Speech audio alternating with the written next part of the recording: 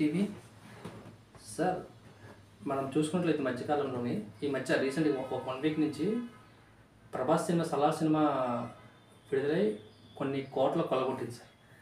అయితే ఏంటంటే కొన్ని చోట్ల మాకు అంటే మనకు వస్తున్న టాక్ ప్రకారం ఏంటంటే అంటే ఎవరైతే అంటే బిలో 18 years ఈ యువకులు ఉన్నారో ఆ సినిమాకి అలౌ చేయట్లేదు.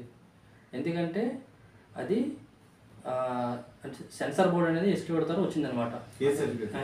ద్వారా ఆ సినిమా 18 years బిలో ఎవరైతే ఉన్నారో యువకులు అలౌ చేయట్లేదు. దానివల్ల కొన్ని చోట్ల గందరగోళం ఏర్పడి సినిమా కూడా కొన్ని చోట్ల చూడట్లేదు అనమాట. అసలు ఎందుకు సార్ అలాగా? అసలు ఏ సర్టిఫికేట్ అయితే అలౌ చేయదు కదా.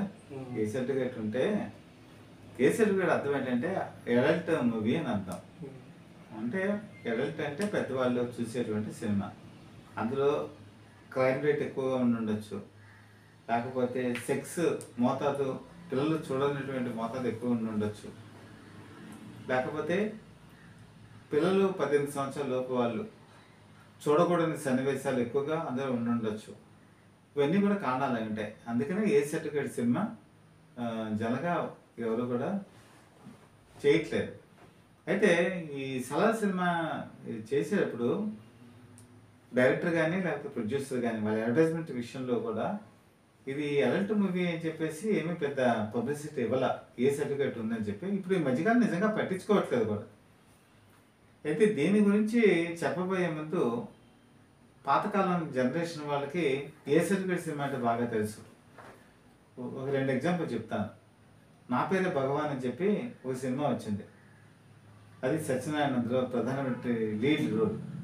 అందులో ఏంటంటే చిన్నపిల్లల్ని ఎవరిని కూడా థియేటర్లోకి ఎలా చేసేవాళ్ళు కాదు. ఎక్కడ ఆంధ్రప్రదేశ్లో, ఉమ్మడి ఆంధ్రప్రదేశ్లో నా పేరు భగవాన్ సినిమాకి బాబుకి చిన్నపిల్లల్ని ఎలా చేసేవాళ్ళు కాదు, పెద్దవాళ్ళని మాత్రమే ఎలా చేసేవాళ్ళు. ఆ రోజుల్లో ఏ సర్టిఫికేట్ అని వాల్ పోస్టర్ కింద చాలా పెద్దగా పెట్టి రౌండప్ చేసేవాళ్ళు. దాంతో ఏం చేసేవాళ్ళంటే అసలు తల్లిదండ్రులు కూడా పిల్లల్ని సినిమా థియేటర్కి తీసుకెళ్లేవాళ్ళు కాదు. ఎందుకంటే అందులో దొంగతనాలు కానీ లేకపోతే క్రైమ్ కానీ ఇవన్నీ చూసి పిల్లలు పాడైపోతారు అనే భయం ఆ జనరేషన్లో ఎక్కువగా ఉండేది. అలాగే ఇంకొక సినిమా కూడా ఎగ్జాంపుల్ చెప్తాను. మన్మథ లీల అని సినిమా వచ్చింది.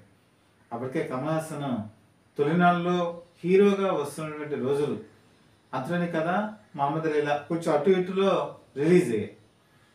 మన్మథ లీల అంటే ఏంటి?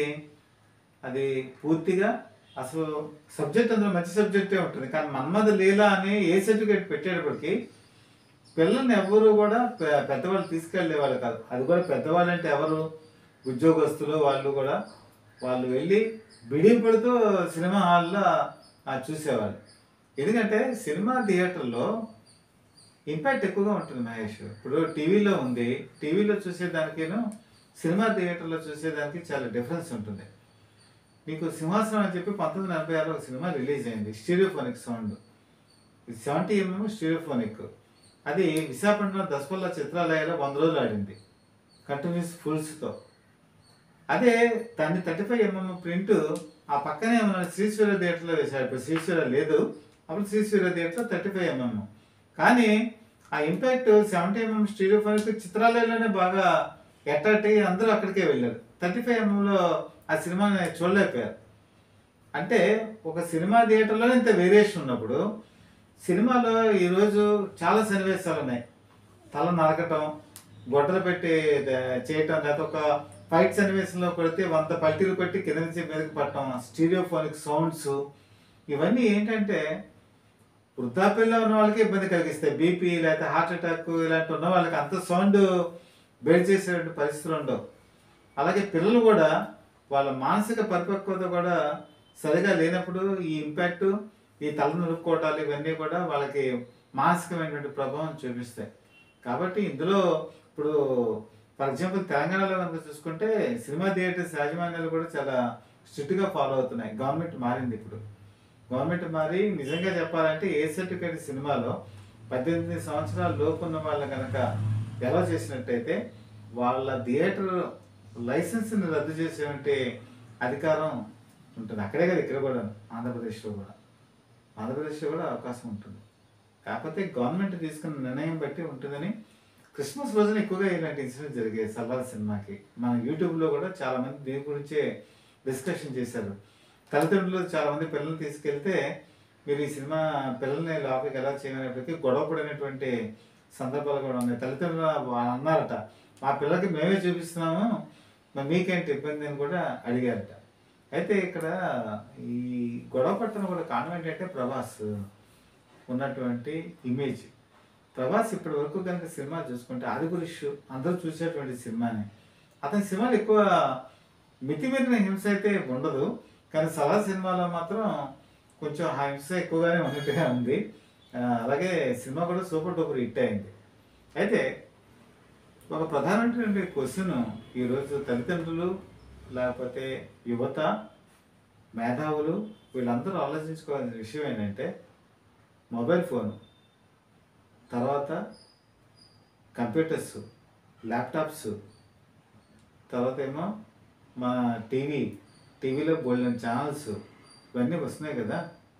ఈరోజు కనుక చూసుకుంటే యూట్యూబ్లో అప్పుడు నేను చెప్పినటువంటి నా పేరే భగవాన్ సినిమా ఈరోజు యూట్యూబ్లో వస్తుంది.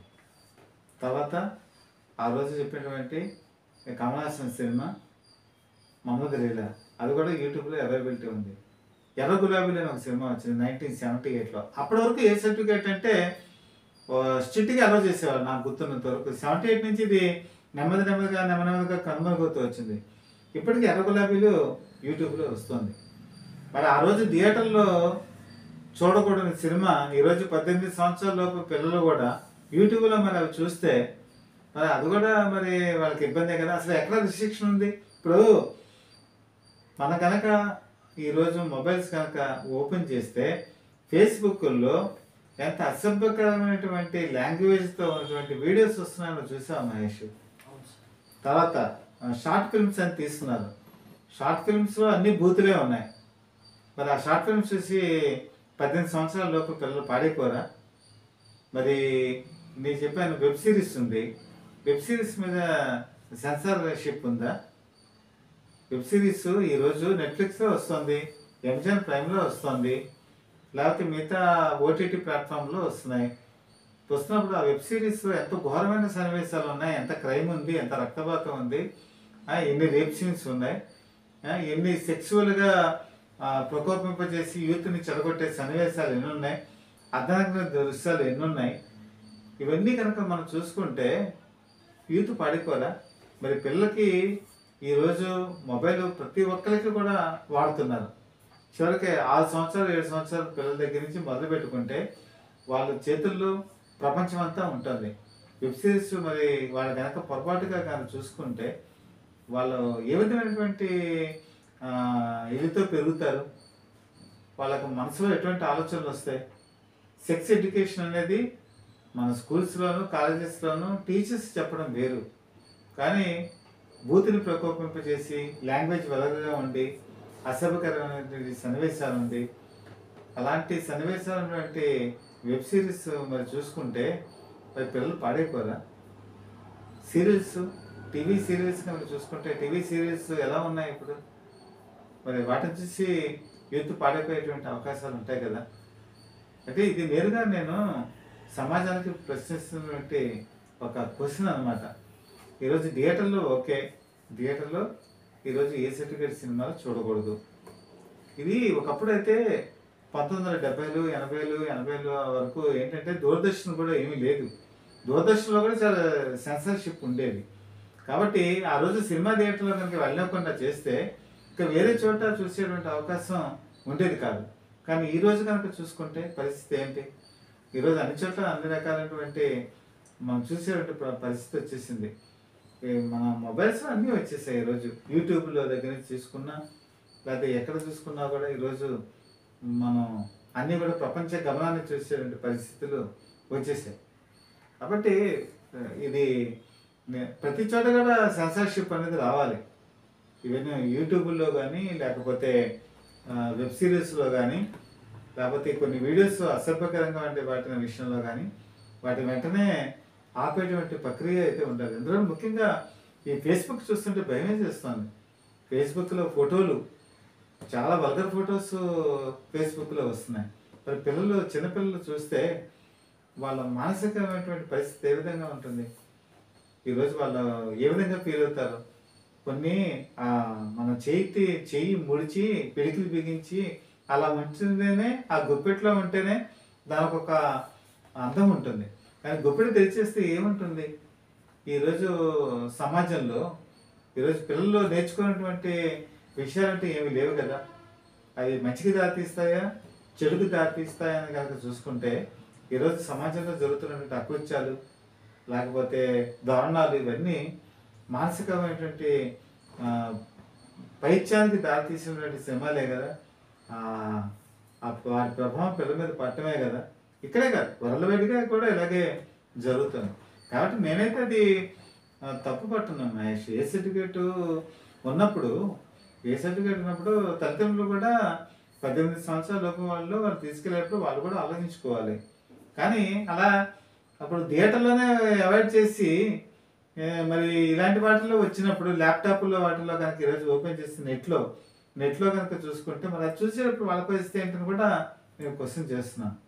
కాబట్టి ఈ మిగతా మీడియా మాధ్యమాల్లో కూడా ఏ సర్టిఫికేట్ ఉన్నటువంటి వాటి మీద, లేకపోతే అసభ్యకరమైనటువంటి సన్నివేశం మీద కఠినతరమైనటువంటి చర్యలు తీసుకోవాల్సిన అవసరం ఎంతైనా ఉందని నేను ఒక సీనియర్ పర్సన్గా, ఒక సీనియర్ జర్నలిస్ట్గా నేనైతే అభిప్రాయపడుతున్నాను మహేష్. థ్యాంక్ యూ సార్, చక్కగా చెప్పారు. Thank you.